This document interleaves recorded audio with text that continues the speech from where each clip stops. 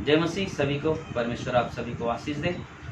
तो ना हम सब मिलकर प्रभु की आराधना, प्रभु की बड़ाई, प्रभु की जय जयकार करेंगे।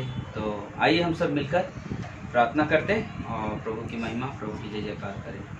धन्यवाद प्रभु जी, धन्यवाद देते हैं परमेश्वर। प्रभु जी आपकी महिमा, आपकी प्रशंसा, आपकी बड़ाई करते हैं। प्रभु जी हम सब एक मन होकर प्रभु जी आपके पास आते हैं, आपकी बड़ाई, आपकी प्रशंसा करते हुए प्रभु जी, क्योंकि परमेश्वर आपने एक दिन दिया है प्रभु की हम सब एक होकर प्रभु जी और आपकी आराधना करें, आपकी बड़ाई करें, आपके नाम के में आनंद मनाए, आपके नाम में खुशी मनाए। परमेश्वर धन्यवाद देते हैं राजा, धन्यवाद देते हैं प्रभु जी, आपके नाम को ऊंचा उठाते हैं परमेश्वर, आपके नाम को पवित्र पवित्र पवित्र कहते हैं राजा, क्योंकि परमेश्वर आप पवित्र हो परमेश्वर, और हम आपकी पवित्रता की बड़ाई करते हैं। आपके पवित्रता में परमेश्वर हम सब मिलकर आराधना करते हैं, प्रशंसा करते हैं। धन्यवाद आज के इस दिन के लिए प्रभु जी का अवसर दिया प्रभु कि हम सब मिलकर आपकी आराधना करें, आपकी बड़ाई करें। प्रभु यीशु के नाम से सब कहते हैं आमीन आमीन। जय मसीह। आइए हम सब मिलकर आराधना करेंगे, परमेश्वर की बड़ाई करेंगे।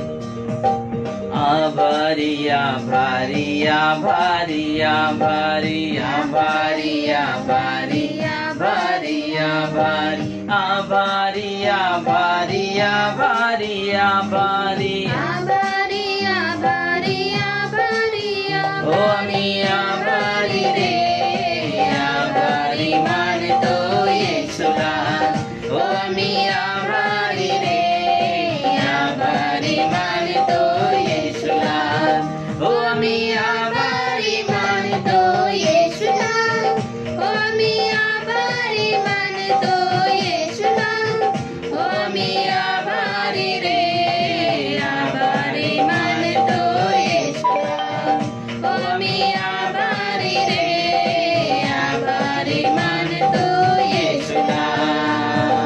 खायला पियाला येशूने दिले, खायला पियाला येशूने दिले, राहायला जागा येशूने दिले, राहायला जागा येशूने दिले ओ मिया भारी रे भारी मान तो येशूला ओ मिया भारी रे भारी मान तो येशूला ओ मिया भारी मान तो येशूला ओ मिया भारी मान तो येशूला ओ मिया भारी रे भारी मान तो येशूला ओ मिया भारी रे भारी मान तो येशूला।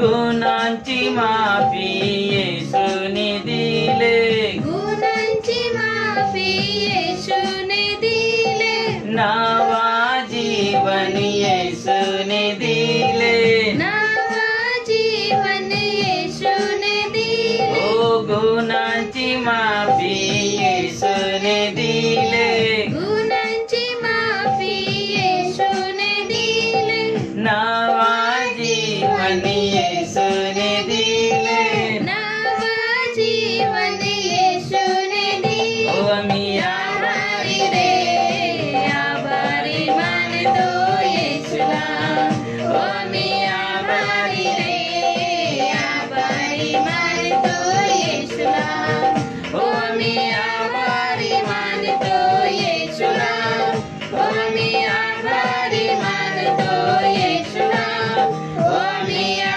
भारी रे भारी मान तो येशूला ओ मिया भारी रे भारी मान तो येशूला। स्तुती करायला हात ही दिले, स्तुती करायला हात हे दिले, आणि नाचायला पाय ही दिले, आणि नाचायला पाय हे दिले ओ स्तुती करायला हात ही दिले, स्तुती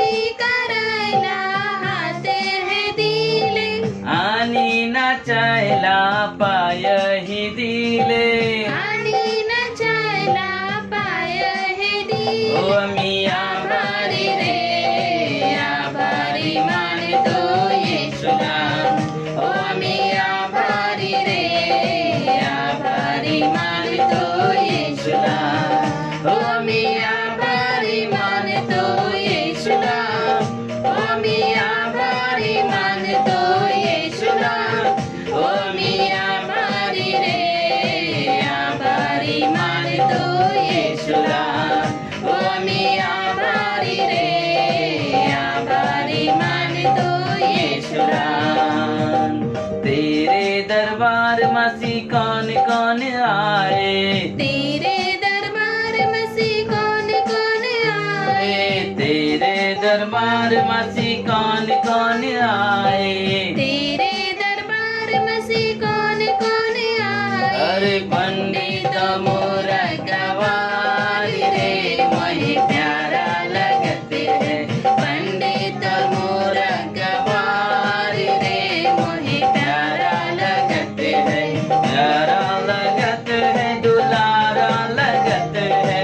प्यारा लगते है, दुलारा लगते है. यीशु का दरबार रे, मोहे प्यारा लगते है. यीशु का दरबार रे, मोहे प्यारा लगते है. तेरे दरबार मसी कौन कौन बैठे, तेरे दरबार मसी कौन कौन बैठे. तेरे दरबार मसी कौन कौन बैठे. तेरे दरबार मसी कौन कौन बैठे. हर धर्मों के भूखे हजार रे, मोहे प्यारा लगते हैं. धर्मों के भूखे हजार रे, मोहे प्यारा लगते हैं. प्यारा लगते हैं, दुलारा लगते हैं. प्यारा लगते है, दुलारा लगते है. प्यारा लगते हैं, दुलारा लगते हैं. प्यारा लगते है, दुलारा लगते है. अरे यीशु का दरबार रे, वही प्यारा लगते हैं. यीशु का दरबार रे, वही प्यारा लगते हैं. तेरे दरबार मसीह क्या क्या मिलत है. तेरे दरबार मसी क्या क्या मिलते हैं. तेरे दरबार मसीह क्या क्या मिलत है. तेरे दरबार मसी क्या क्या मिलते हैं. अरे शांति और मुक्ति अपार रे, वही प्यारा लगते है. शांति और मुक्ति अपार रे, वही प्यारा लगते है. प्यारा लगते है, दुलारा लगते है. प्यारा लगते है, दुलारा लगते है. प्यारा लगते है, दुलारा लगते है. प्यारा लगते है, दुलारा लगते है. ओ यीशु का दरबार रे, वही प्यारा लगते है.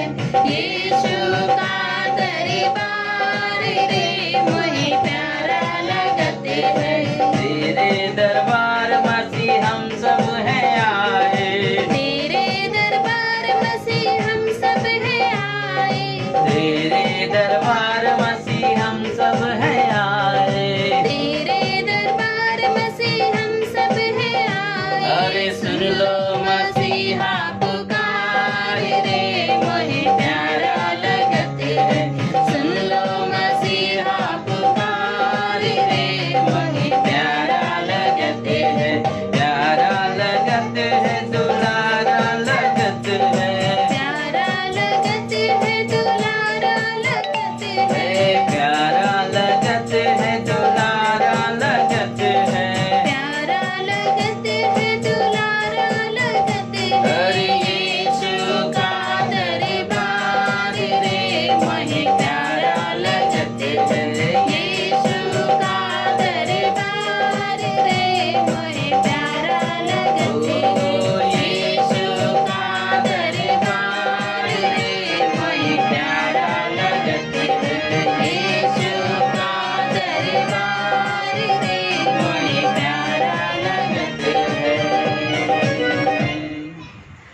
धन्यवाद परमेश्वर, धन्यवाद देते हैं राजा। आपकी महिमा करते हैं प्रभु जी, आपकी बड़ाई करते हैं प्रभु जी। महान परमेश्वर, आपकी जय जयकार हो, आपकी प्रशंसा हो प्रभु जी। धन्यवाद परमेश्वर, धन्यवाद, धन्यवाद परमेश्वर।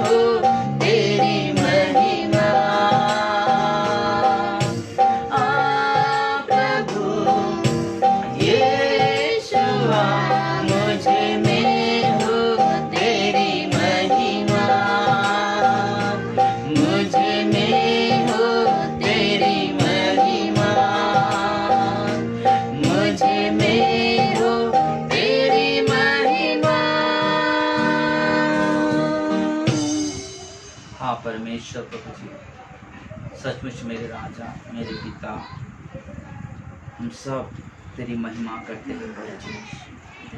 तू हमें इसलिए बनाया है, इसलिए तूने हम सभी को रचा है प्रभु, कि हम सब एक साथ मिलकर आपकी महिमा करें, आपकी बड़ाई करें। धन्यवाद प्रभु, धन्यवाद परमेश्वर, आज के इस दिन के लिए, आज के समय के लिए प्रभु जी मार्गदर्शन करें, अगुवाई करें प्रभु यीशु के नाम से, आमीन। जय मसीह सभी को, परमेश्वर आप सभी को आशीष दे। धन्यवाद ना, हम सब जो अपने अपने अलग अलग घरों से सब लोग जुड़े हुए हैं और परमेश्वर की महिमा, परमेश्वर की प्रशंसा करते हुए, परमेश्वर ने एक दिन दिया ना, परमेश्वर ने एक दिन दिया कि हम सब उसके ना सम्मुख आए और अपने संपूर्ण मन से उसकी महिमा करें, उसकी बड़ाई करें।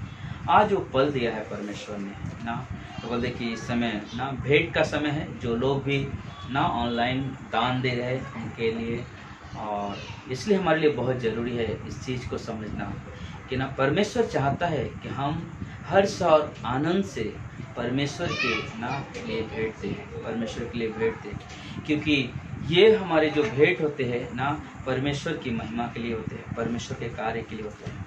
और इसलिए हम लोग कई बार हमने सुना है, कई बार देखा है, और हम लोग दूसरा कुरिन्थियों के 8-9 अध्याय में देखते तो मकदुनिया की कलीसिया के बारे में बहुत बड़ा जिक्र हो रहा है, बहुत बड़ा जिक्र होता है। और पौलुस ना पूरा 2 अध्याय उनके विषय में बात करता है कि उनकी ना उनके जीवन को देखो, भारी कंगालपन में भी ना उनका देने का जो मन है, उनका देने का जो हृदय है दिन प्रतिदिन बढ़ते जा रहे हैं। और हम लोग ना व्हाट्सएप पे ना मैं अकाउंट नंबर IFC कोड सारे भेजा हूँ ना, वापस आज भेज दूंगा सभा के बाद।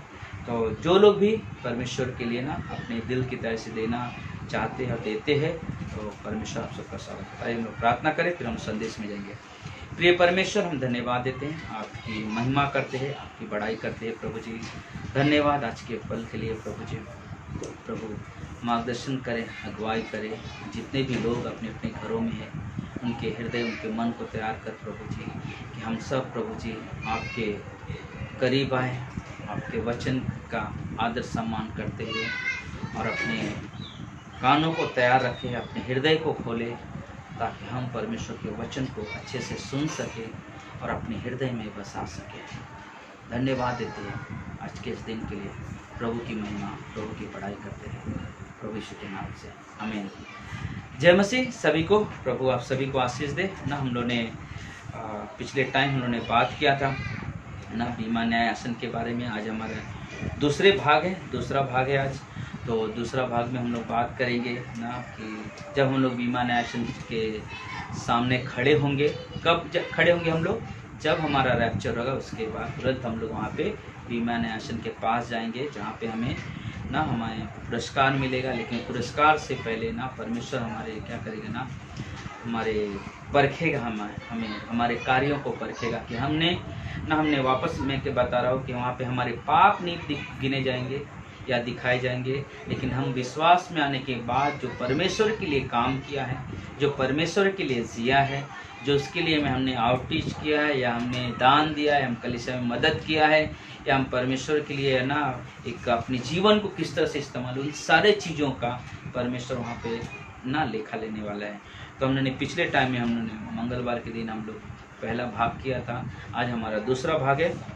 और यहाँ पे आज हम लोग बात करेंगे कि क्योंकि परमेश्वर ना, आज हम लोग 12 चीज़ें हम लोग बात करेंगे जो परमेश्वर हमसे वहाँ पे उस बीमा न्याय आसन पे बात करने वाला। 12 ऐसी चीज़ें हैं जो परमेश्वर हम लोग से बात करने वाला है ना। लेकिन उसके साथ साथ हम लोग कुछ बात करते हैं ना कि क्या चीज़ें जो वहाँ पे हमारे परखे जाएंगे ना। पहला है वहाँ पर हमारे कार्य परखे जाएंगे। क्या परखे जाएंगे? हमारे कार्य, हमने काम कैसे किया। दूसरा है हमारे शब्द कैसे उपयोग किया हमने। तीसरा है हमारे सोच, है ना, सोच, ये हमारे परखे जाएंगे। चौथा है हमारे मकसद ना, हमारे मकसद। बोलते इन 4 चीज़ों को परमेश्वर वहाँ पे परखेगा, और वो हमें बहुत ज़रूरी इस चीज़ के बारे में समझना ना, क्योंकि हम जिस राह पे चल रहे हैं वो ऐसा राह है कि जो परमेश्वर ने हमें अपनी महिमा के लिए बुलाया है, उसने चुना है हमें, और उसने हम सभी को ना एक वरदान दिया, एक गिफ्ट दिया है, एक वरदान, एक गिफ्ट दिया है। और हम उस गिफ्ट को, उस वरदान को कैसे उपयोग करते हैं, हम कैसे उपयोग करते उस गिफ्ट, उस वरदान को ना, जिससे हम परमेश्वर को महिमा दे सके, जिससे हम परमेश्वर को बड़ाई कर सके। लेकिन बोलते कि वही गिफ्ट का परमेश्वर उस बीमा न्याय आसन पे हमारे लेखा लेने वाला है, उसी गिफ्ट का परमेश्वर वहाँ पे लेखा लेने वाला है। तो हमें बहुत ज़रूरी है ना ये संदेश। हमने पिछले संदेश में भी जब पहला भाग किया, कहा कि ये हमें डराने के लिए नहीं, लेकिन हमारे हृदय को, हमारे जीवन को तैयार करने का एक जरिया है। तो हम लोग यहाँ पे बात करेंगे, और ये हमारे लिए बहुत ज़रूरी है। मतलब कि जिन्होंने गैर जिम्मेदारी की तरह से जिया है, जिन्होंने जो गिफ्ट दिया और को गैर जिम्मेदारी की तरह से जिया है, समय व्यर्थ किया है, प्रभु उनको इनाम नहीं देगा। जिन्होंने अपने समय को व्यर्थ गवाया है ना, अपने समय व्यर्थ में निकाल दिया है, और परमेश्वर को ना बोलते कि ना वो महत्व जो होना चाहिए, जो हमें वरदान मिला, जो हमें गिफ्ट मिला है ना, जिसे हम उपयोग नहीं किया है, तो बोले उन सारी चीज़ों का परमेश्वर वहाँ पर लेखा लेने वाला है। तो बोलते कि ना ये चीज़ हमने देखा है। आज हम लोग जो बात करने वाले हैं, आज हम लोग जो बात करेंगे, कौन से ऐसे एरिया है, कौन से ऐसे क्षेत्र है हमारे जीवन का जो हमारे जीवन में यीशु मसीह देखेगा, जो हमारे जीवन से यीशु मसीह देखेगा, वहाँ पर जब वो क्या देखेगा ना, बल्कि कि वो हमारे लिए बहुत ज़रूरी है। और ये बाइबल से ही, बाइबल के वचन के द्वारा ही हम इनके बारे में देखेंगे क्या क्या चीज़ें हैं जो परमेश्वर हमें देखने वाला है ना। वचन से देखने ना हम देखेंगे और इसके बारे में बातचीत करेंगे, बल्कि हमारे जीवन में जिस यीशु मसीह को देखते हैं ना, परखा जाएगा। हमारे जीवन में जिस यीशु मसीह को लोग देखते उसी जीवन को ना वहाँ परखा जाएगा, बल्कि कि वो हमारे लिए बहुत ज़रूरी है। तो बोला ऐसा कौन सा एरिया है जो यीशु मसीह ना ध्यान देंगे हमारे लिए, बल्कि वो हमें बहुत जरूरी। पहला चीज़ है कि यीशु जो हमें वहाँ पे परखने के लिए जो पहले जो बात हमारी वहाँ पे पूछी जाएगी, वो देखी जाएगी, हमने दूसरे विश्वासियों के संग किस तरह से व्यवहार किया। हमने दूसरे विश्वासियों के संग हमने किस तरह से व्यवहार किया। इब्रानी का 6:10, मत्ती का 10:41-42। दूसरे विश्वासियों की ओर तुम्हारा ना बर्ताव कैसा था। इसका मतलब ये नहीं ना कि दूसरे कलीसिया के लोग ना, इसका मतलब ये नहीं कि दूसरे कलीसिया के लोग, लेकिन तुम्हारे घर के अंदर, यानी हम जिस घर में हम रहते हैं उस घर में हमारा व्यवहार कैसा था, हमारे बातचीत कैसे थे। क्योंकि हम सब मसीह में, हम सारे विश्वासी हैं, हम मसीह में एक देह हैं, हम एक शरीर हैं। कलीसिया चाहे जहाँ पर भी हो, लेकिन हमने अपने परिवार के साथ कैसा बर्ताव किया, हमने अपने परिवार के साथ किस तरह से बर्ताव किया, किस तरह से उनके साथ व्यवहार किया। हाँ, घर में पति ने पत्नी के साथ कैसा बर्ताव किया, पत्नी ने पति के साथ कैसा बर्ताव किया, बच्चों ने अपने माँ बाप के साथ कैसा बर्ताव किया, माँ बाप ने अपने बच्चों के साथ कैसा बर्ताव किया।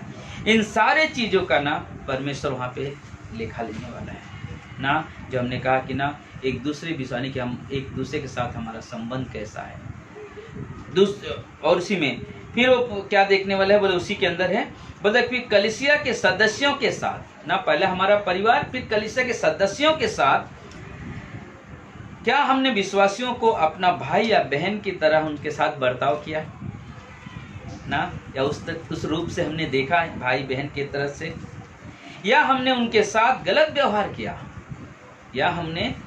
व्यवहार किया, बोले कुछ लोग कहते हैं विश्वासी के साथ काम करना ना, काम करने से अच्छा है कि अविश्वासी से काम कर लेना। हो सकता है विश्वासी है या इंसान है, कहीं ना कहीं गलती करता है ना, कहीं ना कहीं गलती करता है, लेकिन क्या हम परफेक्ट हैं? लेकिन जरूरी है कि हम उनके साथ में हमारा बर्ताव कैसा है, वो हमारे लिए सबसे ज़्यादा महत्वपूर्ण है, वो हमारे लिए बहुत महत्वपूर्ण है ना। बल्कि हम लोग गलतियाँ होते हैं, हमारे अंदर बहुत सारी खामियां हो सकती है, लेकिन ज़रूरी है कि हम ना अपने आप को तैयार, क्योंकि सारे विश्वासी एक कलीसिया है, सारे विश्वासी एक कलीसिया है। चाहे हम कहीं पर भी हो, क्या हम एक दूसरे का फ़ायदा उठा रहे थे कि एक दूसरे के जो दोस्त हम बने हुए थे, क्या मतलब के लिए दोस्ती थी या स्वार्थ लेके दोस्ती थी ना। हम एक दूसरे को भाई बहन करते हैं, बोले सच में हमने उनके लिए प्रार्थना किया। जब हम कलीसिया में कहते हैं हमारा ना मसीह में हम भाई बहन हैं, क्या हमने उनके लिए प्रार्थना किया? क्या उनके बारे में हमने सोचा कि ये भी परमेश्वर में बढ़ना चाहिए? उनके अंदर वो प्रेम जो परिवार के साथ होता है, क्या हमने उनसा प्रेम रखा उनके साथ? बोलते सारी चीज़ें ना परमेश्वर वहाँ पे पूछने वाला है, तुम्हारा बर्ताव कैसा है, हमारा बर्ताव कैसा उनके साथ। बोलते ये सारी चीज़ें परमेश्वर वहाँ पे पूछने वाला है ना, ये सारी चीज़ें वहाँ पूछने वाला है ना। बोले हमारे सोच विचार हम किस तरह से। दूसरा चीज़ जो पूछने वाला परमेश्वर, जो हमें अधिकार दिया गया था जो हमें अधिकार दिया गया है, उसमें हमने किस तरह से इस्तेमाल किया। जो अधिकार हमें दिया गया है उसका हमने इस्तेमाल कैसा किया। इब्रानी के 13:7 में पढ़ेंगे, वहाँ पे मिलेगा याकूब के 3:1। अधिकारियों के साथ तुम्हारा किस प्रकार ना का अधीन रहे, तुम अधिकारियों के साथ तुम किस प्रकार से अधीन रहे। कभी हम लोग जोश बहुत होता है, घर में है, घर के अंदर है, पिताजी है ना, घर का मुखिया है ना, पति है, घर का मुखिया, क्या हमने उनके साथ ना क्या हमने उन अधीनता के साथ उनके साथ रहा? बोलते ये सारी चीज। चर्च में हमारा पास्टर है, क्या हम अब चर्च में पास्टर है, हमारा अगुवा है, बोलते क्या हमने उनके साथ अधीनता में रहा? तुम्हारी देख रेख करने के लिए आत्मिक रूप से क्या तुम उनके अधीन थे ना? क्योंकि पास्टर को परमेश्वर एक कलीसिया में एक पास्टर देता है जो आत्मिक रूप से देखभाल करता है। क्या हमने उनके अधीन रहा ना? या तुमने अधीन नहीं थे? ये सब परखा जाएगा। परमेश्वर इन बातों को ना गंभीरता से लेता है। परमेश्वर इन बातों को बहुत गंभीरता से लेता है कि हम किस तरह से ना, इसलिए बाइबल हम लोग जब पढ़ते हैं तो ना बोलते हैं कि अपने माता पिता क्या करना, आदर करना ना, हम लोग देखते हैं आज्ञा में। तो बोले वो चीजें, तो बोले कि यहाँ पे बोले जो हमारे मुखिया है घर में, अगर पति है, पति के ना ऊपर हमारा जो पिताजी है, बोलते उनके हम अधीन रहे क्या, हम उनकी अधीनता में चल रहे क्या? बोलते वो हमारे लिए बहुत जरूरी है। और इन बातों को परमेश्वर बहुत गंभीरता से लेता है और आपको भी लेनी चाहिए। और ये गंभीरता आपको भी लेनी चाहिए। जो अधिकारी हमें दिया गया है, क्या हम उनके अधीन थे? बाइबल कहता है इनके बारे में ध्यान दे। बाइबल कहता है इनके बारे में ध्यान दे। हर विश्वासी के जीवन में एक अगुवा होता है या होना बहुत जरूरी है। हर एक विश्वासी के अंदर एक अगुवा होना बहुत जरूरी है और होता भी है। अधीन रहो क्योंकि हमारे जीवन की सुरक्षा उनको दी गई है। अधीन रहो क्योंकि उनके जीवन की सुरक्षा ना क्या करता है पास्टर ना, क्या करता है पास्टर? वचन से ना आपके प्राण को नर्क जाने से बचाता। पहली बार जब आपने उद्धार पाया ना, तो क्या हो गया? आपके प्राण नर्क जाने से बच गए ना। हर दिन प्रार्थना सभाओं में ना, बाइबल स्टडी में, बाइबल कॉलेज में या संडे सभा में क्या होता है ना, हमें आत्मिक उन्नति की तरफ लेके जाते हैं। बट वो हमारे लिए बहुत जरूरी है। जो हमारे प्राणों की रक्षा करते हैं, वचन सुनाकर तुम्हारी आत्मिक देखभाल करते हैं। क्या मैं उनके अधीन रहा? और ये हमारे लिए भी बहुत जरूरी है। तीसरा, परमेश्वर के दिए हुए गुणों का किस तरह से हमने इस्तेमाल किया। परमेश्वर जो हमें वरदान दिया है, गुण दिया है, गिफ्ट दिया है, उसका हमने उपयोग कैसा किया, इस्तेमाल कैसा किया। पहला पत्रस के 4:10, मत्ती का 26:14 से 29, जहाँ पे आप देखोगे ना, तोड़ी का दृष्टांत है। किसी एक को 5 दिया गया, एक को 2, एक को 1 ना। तो बोले उस तरह से ना, बोले हमें भी अलग अलग गिफ्ट दिया गया है। जैसे हर एक मनुष्य को भेंट दी जाती है, गिफ्ट दिया गई है, वैसे ही हर एक मनुष्य की सेवा करो। हर एक अच्छे दास के रूप में जो परमेश्वर के अनुग्रह को जानता है। हर एक विश्वासी के जीवन में एक बुलाहट है। हर एक विश्वासी के जीवन में एक बुलाहट है, लेकिन बुलाहट से पहले जब परमेश्वर एक पुरुष या स्त्री यीशु मसीह पे उद्धारकर्ता के रूप में स्वीकार करता है, उसी क्षण उनको ना क्या होता है, एक भेंट दी जाती है। जिस दिन हमने उद्धार की प्रार्थना की, जिस दिन हम अपने जीवन को प्रभु यीशु में समर्पित कर दिया, बोलते कि जिस दिन पहली बार हमने कहा कि प्रभु यीशु मैं पापी हूँ, मुझे क्षमा करे, और प्रभु यीशु का जब हमने उद्धार पाया, उसी क्षण हमें एक गिफ्ट हमें दे दिया जाता है ना, ताकि लोग उससे इस्तेमाल कर सके, परमेश्वर के राज्य को या परमेश्वर के नाम की महिमा कर सके। आपको और मुझको ये काम करना है। आपको और मुझको ये काम करना बहुत जरूरी है ना, बहुत जरूरी है कि हम ना उन चीज़ों का उपयोग करें। एक भेंट दी गई जो हर विश्वासी को परमेश्वर भेंट देता है, आत्मा के द्वारा देखते हैं ना। बोलते कि ये जो भेंट, जो वरदान मिलता है, बोलता वो आत्मिक तो से, बोलता हमारे कर्म से दिखाई देता है ना। हम सोचेंगे कैसे मुझे मालूम पड़ेगा कि मेरे पास परमेश्वर ने कुछ भेंट दिया, मुझे तो नहीं मालूम। बोले जब हम कलीसिया में जो काम करते हैं, जिस चीज़ में ना परमेश्वर जिस कार्य के लिए बुलाहट होगी, उस कार्य में हमारा इंटरेस्ट होगा, यानी कि हमारा मन लगेगा, और उसको आप दिल से करोगे ना, उसको आप उस कार्य को आप बहुत दिल से करोगे ना, क्योंकि ये परमेश्वर की दी हुई भेंट है। ये लोगों को दिखाने के लिए नहीं, ये परमेश्वर का भेंट है, और इन भेंटों का ही परमेश्वर बात कर रहे हैं यहाँ पे हम ना। तो बोलते कि हम इसे खरीद नहीं सकते हैं। ये भेंट, ये वरदान खरीदा नहीं जा सकता कि ना, या 100 रुपये ले लो, मुझे वरदान दे दो ताकि मैं भी पास्टर बन जाऊँ। एक भेंट ना 10 रुपया ले लो ताकि मैं भी किसी को ना प्रार्थना करूँ चंगा। नहीं, ये परमेश्वर भेंट देता है, परमेश्वर भेंट देता है, और हर एक के पास एक भेंट है।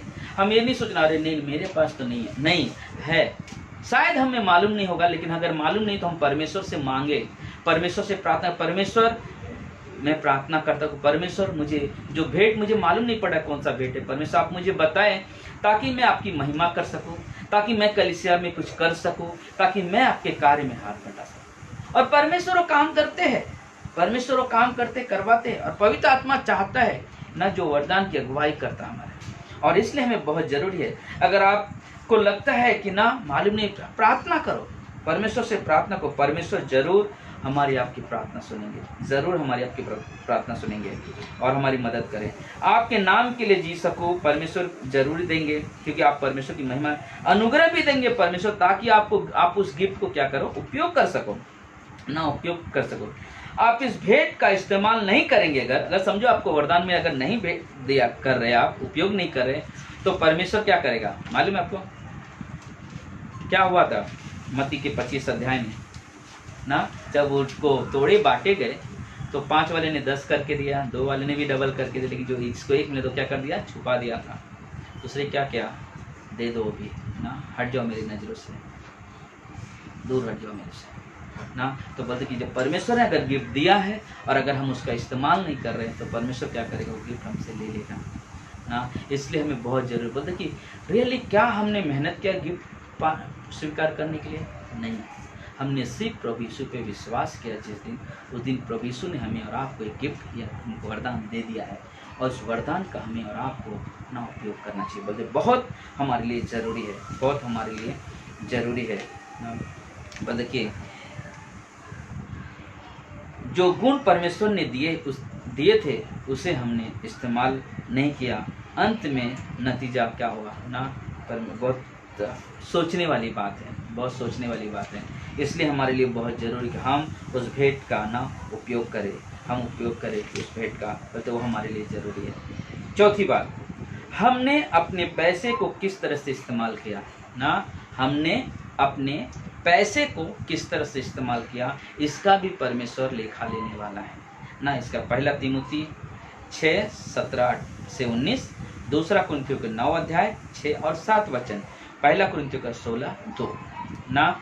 एक इसके बारे में क्या बात करेगा देखते हैं, क्योंकि परमेश्वर ने पैसा दिया है, परमेश्वर जो हम पगार उठाते हो वो परमेश्वर ने दिया, काम परमेश्वर ने दिया। जब हम पगार बोलते कि परमेश्वर पैसा देता है ना, परमेश्वर पैसा देता है, परमेश्वर ने तुम्हें दिया है कि तुम इसका उपयोग करें।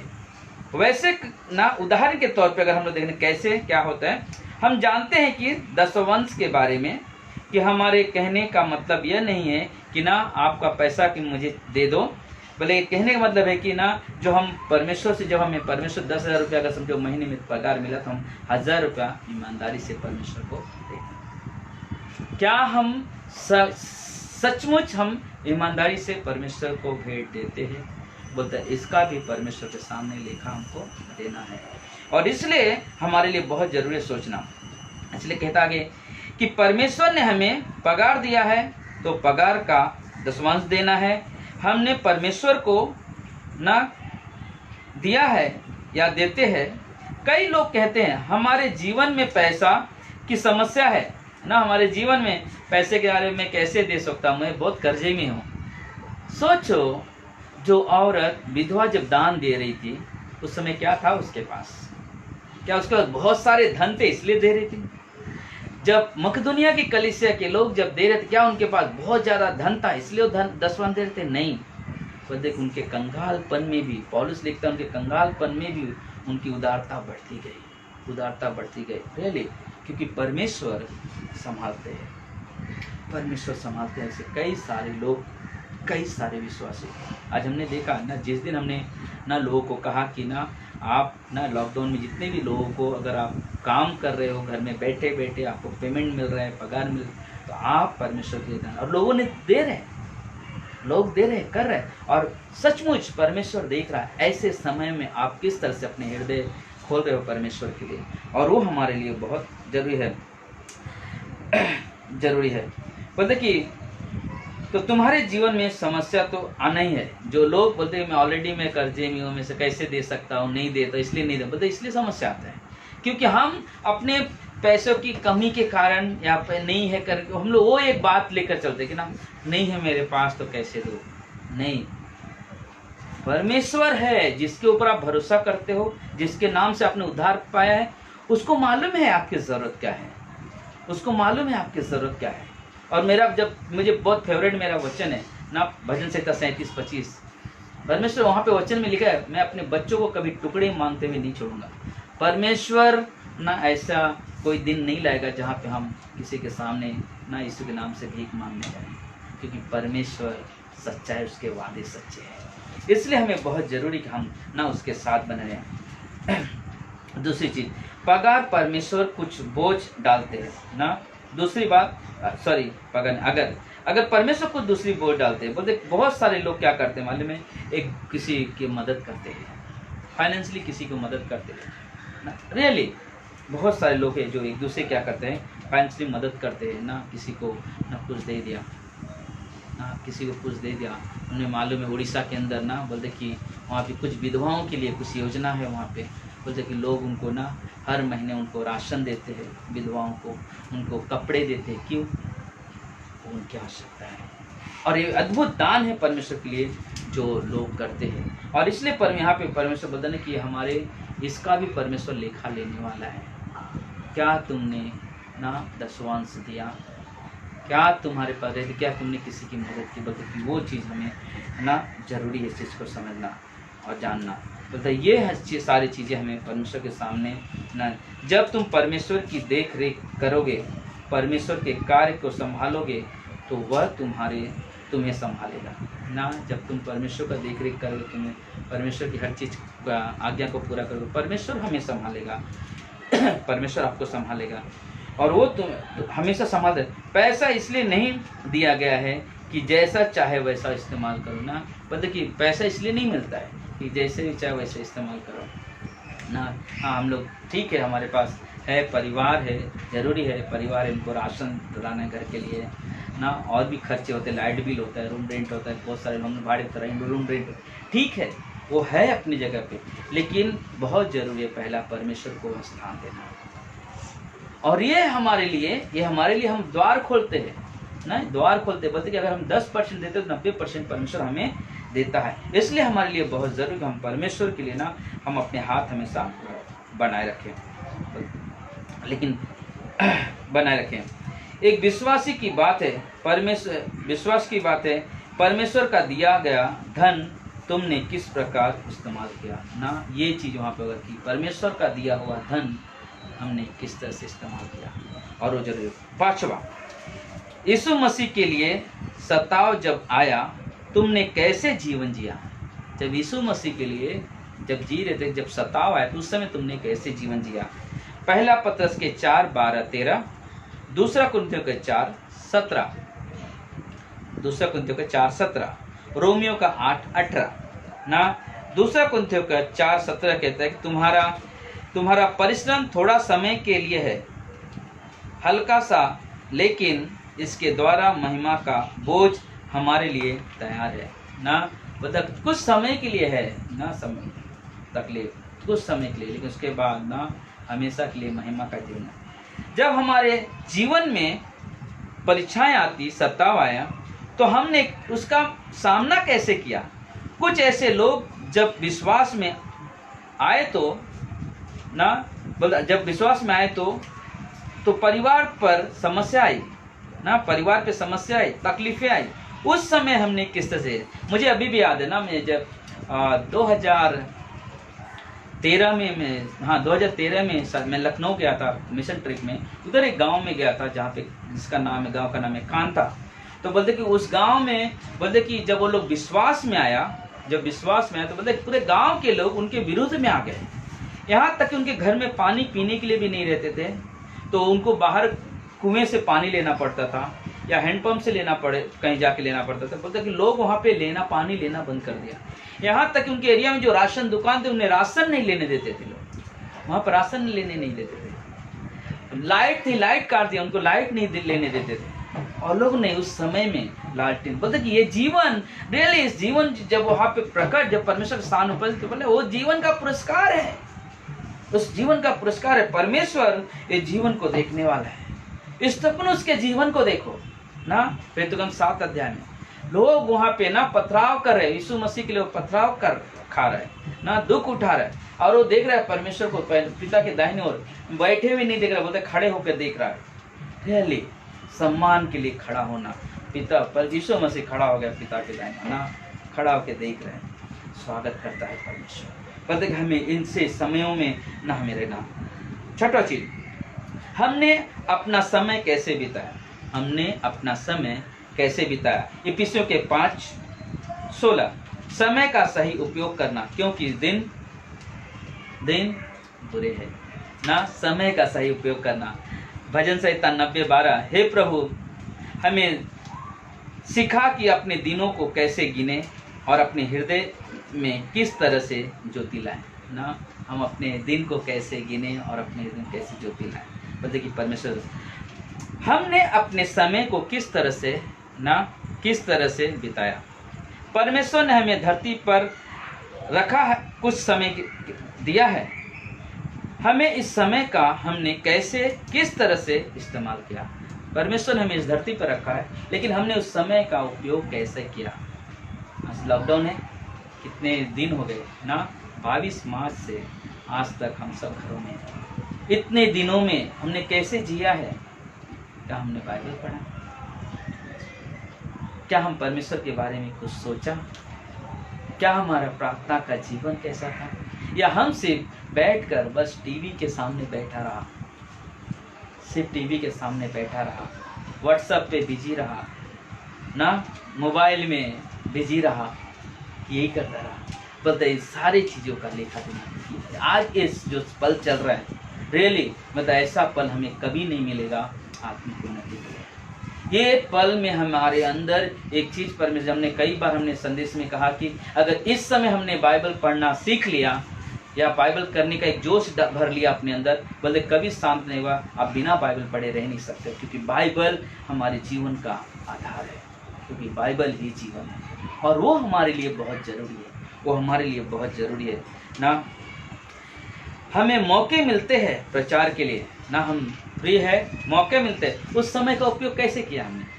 मुझे अवसर मिला किसी को संदेश सुनाना, मेरे बगल में खड़ा है, उसको संदेश सुनाना है, लेकिन क्या हमने उपयोग किया अपने समय। मैं ऑफिस में काम कर रहा हूँ, हम अच्छे दोस्त हो गए, लेकिन क्या हमने उसे बताया यीशु मसीह आपसे प्रेम करते हैं, क्या हम अपने विश्वास के बारे में चर्चा की उससे। वो हमारे लिए बहुत ज़रूरी है ना, वो हमारे लिए बहुत ज़रूरी है, क्योंकि हम जब सुसमाचार बांटने के लिए हमें होता है ना, बाइबल कॉलेज सीखने के लिए, बोलते सारी चीज़ें हमारे पास संभव है। पता कि बहुत सारे लोग ना काम पे है, लेकिन काम के अलावा ना वो चीज़ सोच, लेकिन हमें चर्च महत्वपूर्ण है हमारे लिए। बोलते कि कई सारे लोग अपने एक मजबूत कदम रखा, कुछ भी हो जाए हम संडे चर्च आएंगे पाएंगे। कुछ लोगों ने ये भी निर्णय लिया कि हम बुधवार की सभा है, हम आएंगे सभा में, शुक्रवार के उपास प्रार्थना हम आएंगे सभा में। उन्होंने एक निर्णय लिया है, कुछ भी हो जाए मुझे जाना है तो जाना है, और ये समय का ना हमें लेखा देना है, क्या हमने उपयोग किया। और ये हमारे लिए बहुत ज़रूरी है, ये हमारे लिए बहुत ज़रूरी है। दिन प्रतिदिन ना हम परमेश्वर में बने, चाहे कुछ भी हो जाए ना, कुछ भी हो जाए हम परमेश्वर के साथ जुड़े रहें। बताइए हमारे लिए बहुत ज़रूरी बहुत ज़रूरी है। जिन्होंने अपनी नौकरियां ना त्यागा, बहुत सारे लोगों ने अपनी नौकरी त्याग दी परमेश्वर के पीछे चलने के लिए। किसी के पास अच्छा जॉब था, अच्छी नौकरी थी, लेकिन उन्होंने क्या किया, मुझे परमेश्वर के लिए क्या किया, ने त्याग दिया, मुझे परमेश्वर के लिए बोलते हैं वैसे करके अपने जीवन को आगे लेके। लेकिन कुछ ऐसे भी विश्वासी हैं जो इस तरह से जीते हैं कि मैं अपने आप को किस तरह से खुश करूं, मेरे दोस्तों को, रिश्तेदारों को ना ज़्यादा समय देना, दोस्ती में ज़्यादा फ़ोन पे बिजी रहना, दोस्तों के ज़्यादा ना उनमें ही ज़्यादा बातचीत करना, लेकिन परमेश्वर की बातचीत नहीं है। लेकिन क्यों? क्योंकि लोग इस तरह से विश्वासी जी रहे ना। हमने पहले इसमें कहा हमारा परिवार में संबंध, बोले कि हम परिवार में हैं, लेकिन हम परमेश्वर का ना वचन नहीं है, हम विश्वासी जैसा नहीं जीते अपने परिवार में, इसलिए हमारे परिवार में अनबन होते हैं, इसलिए हमारे परिवार में प्रॉब्लम्स क्रिएट होते हैं, क्योंकि हम विश्वासी सोच के चलते ही नहीं एक दूसरे के साथ में। और वो हमारे लिए बहुत महत्वपूर्ण है, वो हमारे लिए बहुत महत्वपूर्ण है ना। एक दिन तुम्हें इसका जवाब देना है, एक दिन तुम्हें इसका जवाब देना है। क्या हमने उस समय दोस्तों में गुजारा, क्या हम अपने ना सिर्फ अपने परिवार उसमें ही रह गया, दुनियादारी में रह गया, और सारी चीज़ों का ना हमें लेखा देना है। हमने समय कैसे बिताया ना, हमें समय कैसे बिताया, तो इसलिए हमारे लिए बहुत ज़रूरी है ना हम परमेश्वर में बने ना। अब समय हमारे पास है, मेरे पास समय नहीं है, लेकिन तुम चीज़ों को महत्वपूर्ण रखते हो, इसलिए नहीं समय होता है, क्योंकि हम बाकी चीज़ों को ज़्यादा महत्व देते हैं। इसलिए हमें ऐसा नहीं होना चाहिए, हमें ऐसा नहीं करना चाहिए, क्योंकि हम परमेश्वर की ना चुनी हुई प्रजा है, हम परमेश्वर की चुनी हुई प्रजा है। परमेश्वर के साथ एक घनिष्ठ संबंध बनाए, परमेश्वर के साथ एक घनिष्ठ संबंध बनाए ना। हम लोग बाकी का जो है संदेश ना हम लोग कल करेंगे ना, उसमें अभी 6 पॉइंट हो गया, अभी ना टोटल 12 पॉइंट है, और हम लोग 5 ऐसे गिफ्ट जो परमेश्वर हमें देने वाला है उसके बारे में बातचीत करेंगे। लेकिन एक चीज़ है, आप हमेशा याद रखना, आप हमेशा याद रखना, ये मत सोचो कि आपको ये ना डराने के लिए कहा जाता है, लेकिन एक चीज़ है, वापस कहता हूँ, यह हमारे जीवन को तैयार करने के लिए समय है। प्रभु कब आएगा मालूम नहीं, आज रात को भी आ सकते हैं। क्या हमने अपने जीवन को तैयार रखा है? क्या हम तैयार हैं कि प्रभु जब तू आएगा हम लेखा देने को तैयार है, प्रभु जी हमने कैसे जिया है? वो हमारे लिए बहुत ज़रूरी है, वो हमारे लिए बहुत ज़रूरी है। जिस दिन से हमने विश्वास में कदम रखा, उस दिन से लेकर रैप्चर के दिन तक हमने कैसे जीवन जिया, कैसे अपने जीवन को व्यतीत किया, कैसे समय बिताया हमने, इन सारे चीज़ों का लेखा हमें देना है परमेश्वर। किस तरह से हम अपने पैसों का उपयोग किया, किस तरह से हमने दान दिया, किस तरह से किसी की मदद की, सारी चीज़ें परमेश्वर के सामने लाना है, सब परमेश्वर के सामने लाना है। आइए हम लोग प्रार्थना करते हैं। प्रिय परमेश्वर, हम धन्यवाद देते हैं, सारा आदर, सारा महिमा, सारा गौरव आपको देते हैं प्रभु जी। धन्यवाद प्रभु, आज के इस महान और पवित्र दिन के लिए प्रभु जी। आपकी महिमा करते हैं, आपकी बड़ाई करते हैं, आपकी जय जयकार करते हैं प्रभु जी। धन्यवाद परमेश्वर, आप महान परमेश्वर हो, अद्भुत परमेश्वर हो प्रभु जी। धन्यवाद आज की सभा के लिए प्रभु जी। आप आने वाले हैं, आखिरी नरसिंह आपको का जाने वाला है, तेरा मेरा सबका यीशु आने वाला है।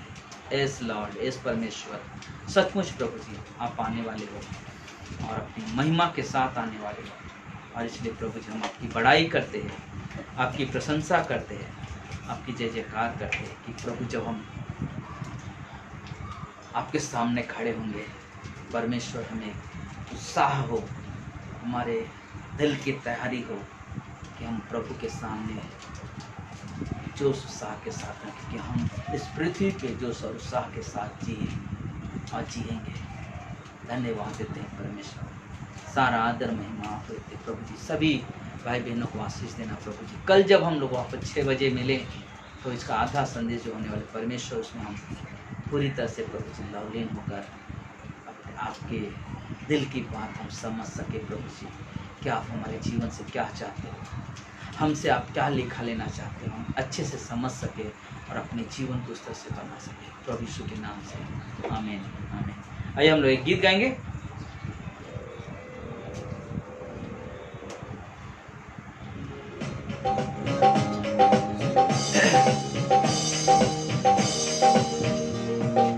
आखिरी नरसिंह आपका जाने वाला है, तेरा मेरा सबका यीशु आने वाला है।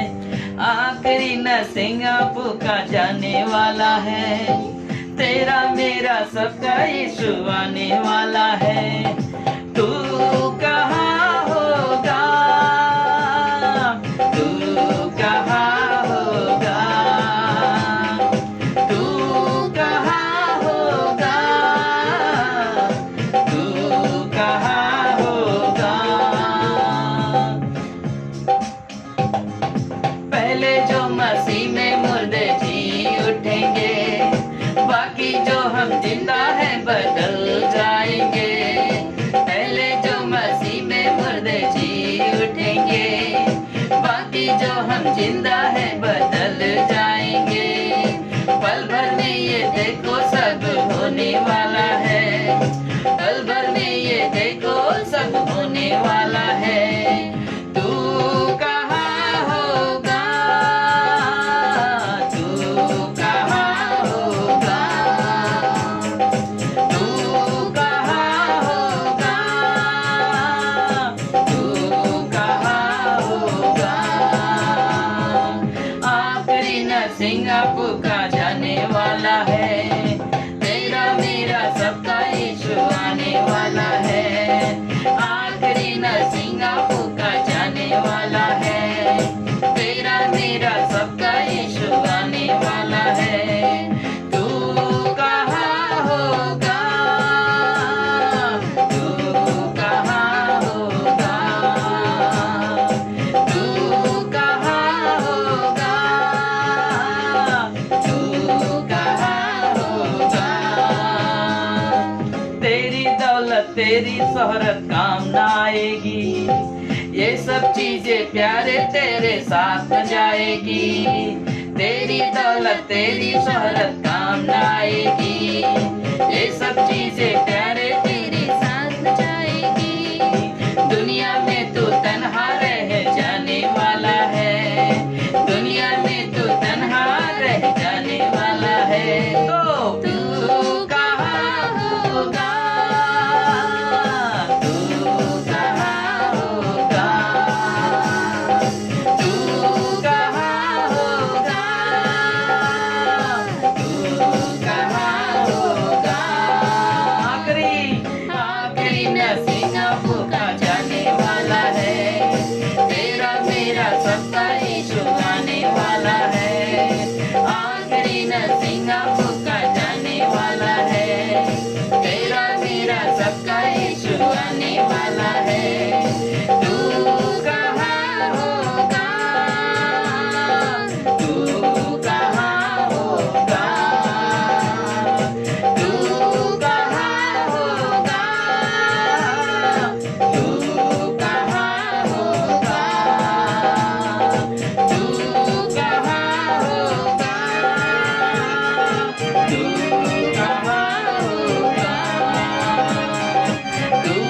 कहाँ होगा, तू कहाँ होगा। जय मसीह। आइए हम लोग प्रार्थना करें। प्रिय परमेश्वर, धन्यवाद देते हैं, सभी परिवार को आशीष देना प्रभु जी, अपने पंखों की आड़ में रखना प्रभु जी, क्योंकि परमेश्वर आपको परमेश्वर हो जो हम सबकी देखभाल कर रहे हो प्रभु जी। सभी को संभाल इसको हम धन्यवाद देते हैं, सारा आदर महिमा आपको देते हैं। कल प्रभु जी वापस हम सब 6 बजे मिले और मिलकर आपकी महिमा, आपकी प्रशंसा, आपकी बड़ाई करें प्रभु यीशु के नाम से, आमीन। परमेश्वर आप सबको आशीष दे। धन्यवाद।